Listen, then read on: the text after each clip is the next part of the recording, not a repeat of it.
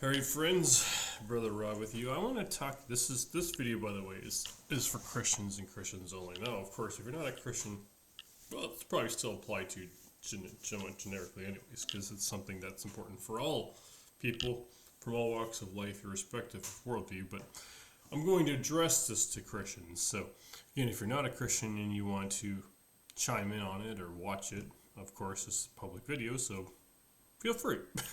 But I'm addressing the video to Christians and only Christians. So Christians, what I'm going to address in this video is work ethic. Now, as a Christian, we're told repeatedly from Genesis to Revelation that working hard is something that we ought to be doing. We're commanded to do it over and over and over again. Jesus said it, Paul said it, James said it, Solomon said it. So, there's, the Bible gives there's ample verses in the Bible that give very clear instruction, declaration, and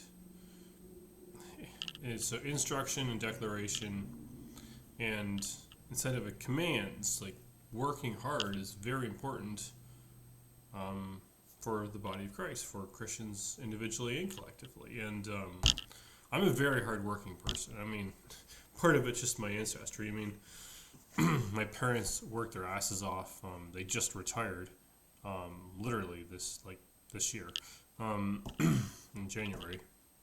And so as the expression goes, the apple doesn't fall far from the tree, and I'm no exception. Like, I got my hard work ethic from my parents. There's no question about it. And I work extremely hard, probably too hard. I mean, I just to give you an example. This is not to brag. Just to give you an example. This week, Monday, I met with a friend. Tuesday, debated Steve, and then Tuesday night, I went with the after show with Steve. Sorry.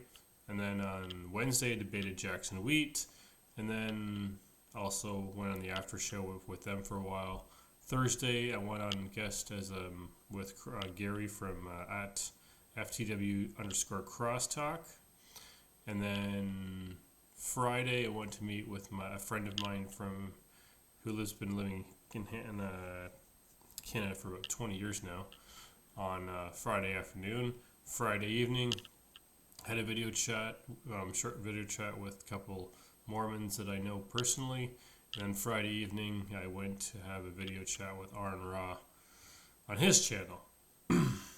And then, now on top of all of that, of course, I still need to eat, shower, shave, go about my day to day. So that just gives you an idea. That was 1 week. Now, I really overdid it this week. There's no question about it. But suffice to say, all I'm trying to really say by saying that is to give you an idea of my work ethic. I have an incredibly hard work ethic, and I'm not working at the moment, so I've been investing my time in this kind of stuff like debates and and talking with people like Aaron. So I mean, part of it is it's kind of, I have multiple reasons for doing what I'm doing right now. My primary reason is to win people to Jesus, or if people are in Christ, to strengthen their faith through the arguments and reasons that I give when I talk to people. Now, my primary purpose is to try to win the person. So, when I talked to Aaron, I was beat, and I told him I was exhausted already. I was very forthright about that. And we had a very civil conversation, and I conceded a lot for the point that I was exhausted, and I didn't feel like putting myself in a position that I was going to have to be more mentally taxed than I already was if I had pushed back against him as much as I could have, had I been in better headspace. Not better headspace. Had I been more rested is probably a better way to put it. I was in good headspace, but I wasn't that rested. And I was already up by 16 hours Friday by the time I had to talk to Aaron. So that doesn't help either. And I was already wiped from the debates of the week itself. So anyways, but again, the point is, I work hard, and I don't need anyone to tell me to do it. I'll just do it. And so yeah, so I'm a busy man, and even not working, paid work, I still work. I still work. I'm usually up from about, I don't know, 5 or 6 o'clock in the morning till about I'd say about 11 or 12 midnight. So I have really long days, and I know I'm not blaming any for it. I mean, again, put that on myself. I'm up a lot of hours. I'm on Twitter a lot. No question about that. I probably could and should reduce the amount of time I spend on the internet. No, I get a lot of comments on YouTube, and a lot of them are just mindless troll. Oh, not mindless trolls. The trolls post pretty mindless stuff. It's probably a better way of putting it. The trolls aren't mindless, but the stuff they post a lot of times is mindless, which I guess is maybe a little bit indicative of their thought processes. Most atheists or non-believers make very poor arguments. Anyways.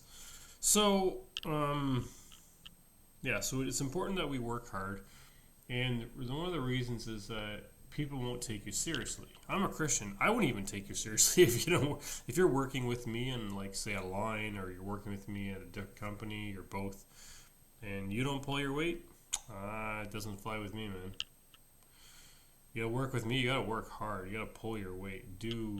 It's the golden rule too, right? I mean, do what you to others as you would want them to do to you. If someone's working with you, you would want that person to do what's expected of them, and not just let you, overburden yourself. I mean, I've had that so many times working with certain people in the past, mostly Indians. And again, I'm not saying that all Indians are lazy. Okay, don't hear me to that.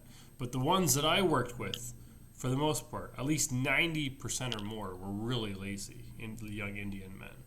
Which again isn't to say that all Indian men are lazy. Okay, I'm not saying that, because I've met some very hardworking Indian men too. And pretty well all Indian women I've met are very hardworking. But there are some Indian men that are very, very lazy. And unfortunately, I've just happened to work with a very high number of them. So anyways, when I was working with them, I was always frustrated, because I was doing that. I was doing the bulk of the work. And when you're doing the bulk of the work and the other person is not carrying their weight, not doing it as much as they should, of course, it's tiring. It's exhausting. And I always liked working with people that pulled their weight. And, well, that's just normal, right? So, and anyways, I had a guy that I worked with for a number of years at the same company, different position, different line. I was hired before him, and the only reason he actually was hired is because of COVID. They needed people to work there, and he was out for the position because he didn't have COVID. He was working there, and they needed mixers, so that's how he got hired. If it wasn't for that, that guy would never have been hired as a mixer. Guarantee it. I guarantee it, because it blows my mind how he never got canned, but or hasn't been canned, because he's okay. So I'm just gonna say it too. It's like my just to kind of define what laziness is in, like, practical terms. My definition of laziness, now you could have a different one, is someone who only does the minimum, the minimum amount of effort what's required for your job, or less. So if you're a Christian and you're, like, putting in the minimal amount of effort that you need to seriously reconsider your values in life. One of it's the golden rule, right? Because, for example, let's say you're working with someone else, and you find someone else doesn't pull their weight. Well, of course, you don't like that too, because it's a violation of the golden rule, which is treat others how you'd like to be treated. Now, when I work with people, I always work really hard with them, because I want them to feel like I'm there to help, which is what I'm there to do, help. So if you're going to help, pull your weight. If you're not helping voluntarily, meaning like you're in a position where you have to work with people because that's your line, that's your job, and you've been tasked to work with certain people, then if you're not pulling your weight, then you're sinning, actually. Okay, but there's another problem. which is the more natural one, which that's the one I had with those young Indian men, which is when you don't pull your weight, people have to. It's like a scale, right? So ideally, of course, if you're working with people, everyone works as hard and in tandem and is helpful to the people that you're working with. That's how it's supposed to work, ironically, at work. Everyone pulls their weight. So if you're working with 3 people, everyone does 100% of what they're supposed to do. Supposed to means going above and beyond. It means that if I have time, I'm going to help you do what you're doing. And say, for example, my position was mixer scaler. So it means one person is mixing, one person putting ingredients in a horizontal mixer and mixing it. One person is scaling, which means one person is weighing ingredients for the next batch.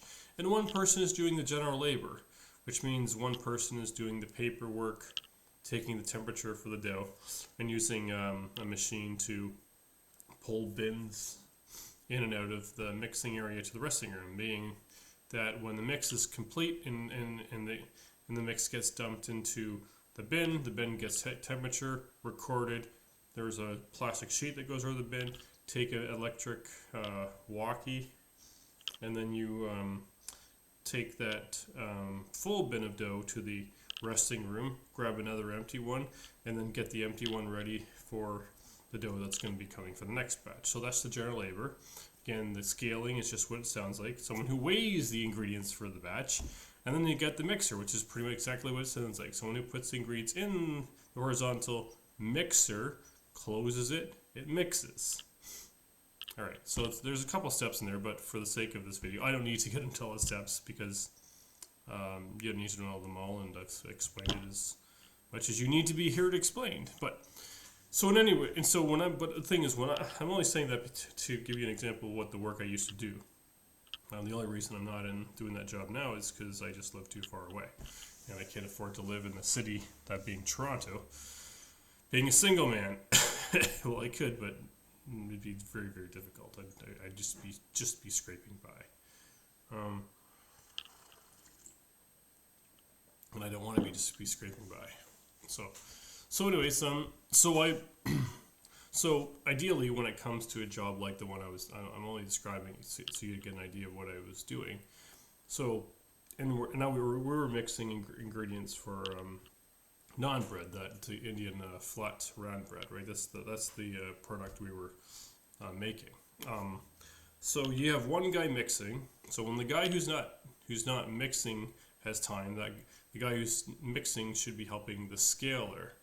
So the scaler has a lot of big responsibility, because not only does the scaler have to weigh the ingredients, but the scaler also has to go oftentimes get ingredients, because there's butter ghee, there's egg, and there's buttermilk. Now, the buttermilk has to be, the skids are taken for the trailers in the receiving area, which is close to the mixing area, but you still have to walk and go get it. You need a walkie for that because it's really heavy. And then there's also the scaler. If you're doing buttermilk manually, then you have crates that are emptied from every batch, and then you have to, once the skid is completely done, you have to wrap it and take it away to the receiving area. Also, the scaler has to get the eggs and the ghee and whatever other ingredient he may need liquid-wise, and the scaler also has to keep track of dry ingredients like yeast, bread mate, kit is just dried moisture lock, and so on and so forth. So the scaler has a lot to do, right? So it's very helpful for the scaler if the mixer, GL or both, take some time to help the scaler. If they need to say, if they're short on egg, get the egg. If they're short on ghee, get some ghee, butter ghee, or both. Or if the scaler needs, maybe they're short on some dry ingredients like, say, bread mate, go to the staging area and get some bread mate for your scaler. So that's helpful, obviously. But the thing is, the mixer doesn't have to do it. The mixer only has to mix. Like, that's his job, he has to do that. So, of course, if I'm a mixer, my priority is going to be mixing. But if I have time, I should help my scaler. As with the GL should also help the scaler. Now, some people said, well, the GL is just, if you're GL, you shouldn't have to help. No, you shouldn't. Well, you don't have to. But I mean, if you're a mixer and you're doing the GL job, that's different. You should help. If you're a GL and you're not a mixer, you're not getting paid the same as a mixer, I can kind of understand that you wouldn't have the same incentive that a mixer would if because you're not getting paid as much. However, it could still work for your benefit, and will work for your benefit over time. Say if the mixer position comes available, and you want to go get advanced in your pay from position as from a general laborer to an actual mixer, get that bump in pay, which is significant. It's like $4 or $5. Then you should $4 or $5 an hour. That is, you should go above and beyond and help the mixer and help the scaler in any way you can if you have the time. Of course, your priority is still your job. But if you have time, help your mixer and scaler. Should the position of mixer scaler become available, then they'll know that you're the guy because you take initiative. So that's really what I'm trying to say here, folks, is that if you're a Christian, take initiative. Help your fellow crew, or whoever, if it's not your crew, or in whatever work, whether in the line like I just suggested, or as I just described, in a production line in a factory that makes naan bread, or whatever other job you may be doing, the principle is the same. Be of service. Love your fellow man. Serve your fellow man. Help your fellow man. Okay, that's it for now. Peace out. Brother Rob.